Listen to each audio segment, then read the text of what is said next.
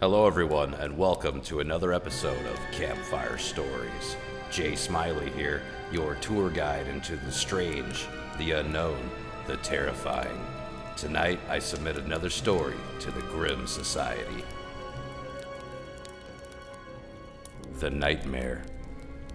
Have you ever died in a dream only to wake up and watch that same nightmare unfold around you? It was early that morning. I was with my sister and my mom. We were helping my sister to get settled into her new dorm room. It was her first year at the university. After we finished unpacking the car and taking all of her bags up to the room, we all felt famished, so we decided to go get some breakfast at a diner that was down the street. I should have known that I was dreaming right away, because the food at this diner was amazing. The eggs, the bacon, the pancakes were out of this world, way better than a breakfast ever could be in real life. But in this dream, everything seemed so vivid. It seemed so real as any day in your life ever could seem. I was almost certain that I was awake and in the real world. We finished our food and had a few pleasant conversations when suddenly, at a corner of my eye, I saw him. There he was, a short, balding man with a gnarled-looking face. He was standing outside that diner looking through the window. It seemed like he was frantically looking for someone, but no matter where he looked, he couldn't find that person. Until his eyes found mine. The connection we made at that moment was so intense, like I was that person, that exact person that he was looking for. But what could that mean? I didn't know. I will never forget how unique this man looked, a kind of dirty man, scruffy, with a long, mud-stained trench coat wrapped around him. His long, tangled, unkempt hair was protruding down to his shoulders, and he had a big bald spot on the top of his head. And I'll never forget his eyes either. In them was a look of sheer determination. I had never seen this man before, but it clearly seemed like he knew me. After breakfast, we decided to head back to the college to drop off my sister, then me and my mom would head home. So we headed out the door and passed the strange man in the window. We got to the car and I watched as my sister and mom got inside. Then as I was trying to open the driver's door, I felt a tap on my shoulder. As I turned around, I saw the man close up and personal. He seemed a bit distraught, asking me where we were going in a shrill, demanding voice. So I turned and pointed up the road, telling him that we were just going to the college. I figured he was either fishing for a ride or some spare change. That is when I heard him say it. I can still hear those words in my head even into today. He said, "That sounds good to me.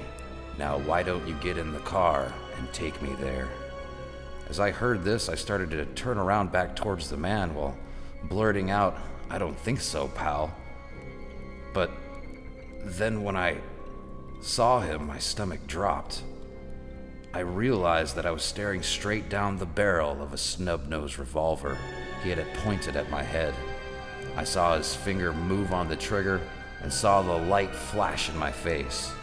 Bang! Bang! He emptied 2 rounds into my skull. They felt strange, like some kind of red-hot bug burrowing tunnels into my brain, and then everything started to slow and fade. I started to not be able to comprehend what was happening around me, only that my head hurt and I was falling to the ground. Then I heard and felt it. Bang! Bang! He pulled that trigger 3 more times as I hit the ground, blowing holes right into my chest. Then he jumped into the car and sped away as I lay dying in the street. Everything went black. I was dead. Until I wasn't. That is when I woke up. I woke up screaming at the top of my lungs, breathing heavily, with a splitting headache pounding in my skull. I was struggling to comprehend what had just happened to me. It took me a minute to realize that all of it had just been a dream and that I was safe in my bed. But the pain was very real, and why could I still feel it? Those bugs were still in my head, burrowing into my brain. My head, it was throbbing uncontrollably. I could feel extreme pain coming from my chest in the same 3 places that I had been shot in the dream. As I lifted up my shirt to examine myself, I saw 3 large bruises on my chest in the same spots that the dream bullets had hit me. I was in a weird state of shock. It took me about an hour or so to collect myself. As I finally calmed down, I sat there trying as hard as I could to understand what just happened. Why had that dream felt so real? Why did my head hurt? And where did those bruises come from? All I knew for sure is that I was still very much alive and was about to be late for work. I didn't do my usual morning routine that morning. There wasn't time. Instead, I threw on my work clothes, grabbed my keys, and sped off. The entire ride, I couldn't stop thinking about that crazy dream. I just couldn't get it out of my head. Luckily, I made it to work on time, and by lunch, had almost forgotten the dream altogether. But everyone that day would say that I seemed a bit off, like I had seen a ghost or something. I told them that I just wasn't feeling very good and might be coming down with a cold or something.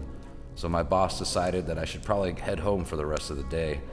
Unfortunately, he still needed me to make the bank deposit for that day, just like I usually did. He told me that he couldn't leave the office to do it, so I told him that I would be happy to make the deposit, and I would head home after. I grabbed my things, grabbed the deposit, and started to head towards the closest bank that I could find that was near my home. I knew that there was one on University Drive that should work out fine. I usually didn't go to this bank, but it was the best choice. Even if it was hard to find parking and I would be downtown, so hundreds of people would be crowding the streets. I would have to walk a few blocks up just to get to the bank from the parking garage. I figured it was the closest bank to my apartment, so it would be worth the hassle. I could just get this stupid errand done and head home. But the strange thing was, as I was starting to head there, I couldn't help but notice just how familiar the sky looked around me. Like I had definitely seen those clouds somewhere before. Not similar ones, those exact clouds. But I ignored that strange feeling of deja vu and continued on my way. I just wanted to get this done and go home. So I parked my car and I started to head towards the bank, passing by hundreds of people as I went.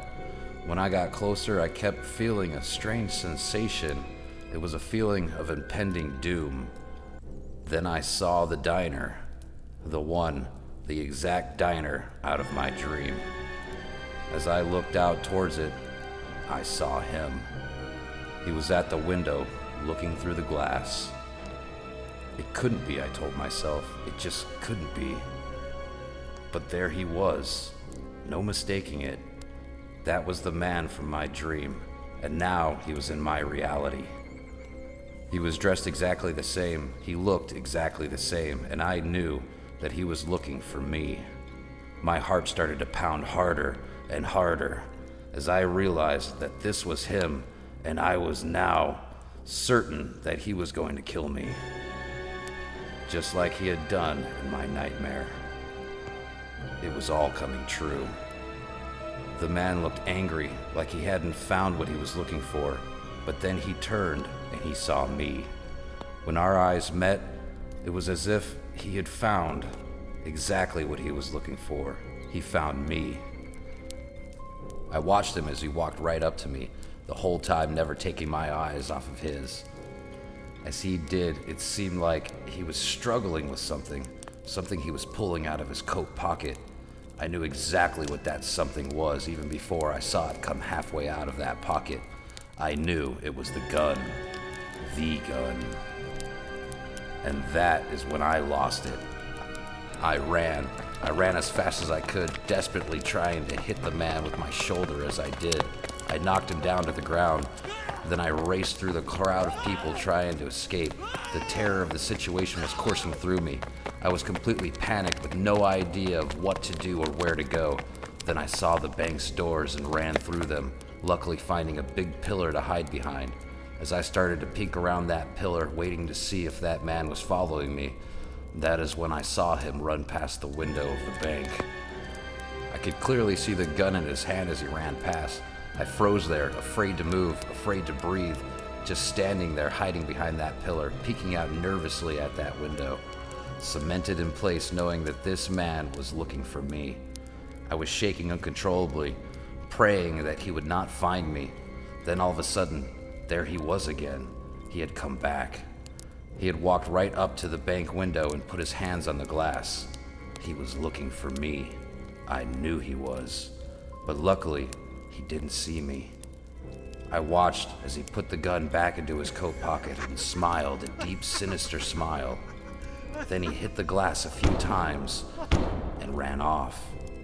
I stood there at the bank behind that pillar in a state of shock, with the coursing memory of the pain that this man had caused me in that nightmare. The fact that he was really here, he was really a real person, and at this moment, he was looking for me.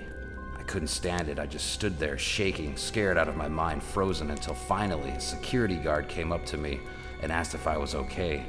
I told him in a muffled, almost trembling voice that I was fine, that I just needed to make a deposit, and so I did.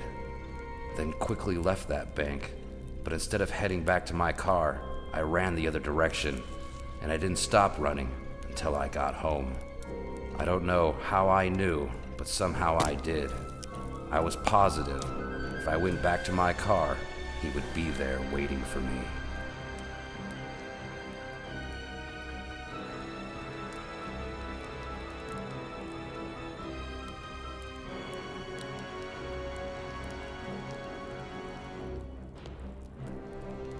Thank you, everyone. I hope you enjoyed.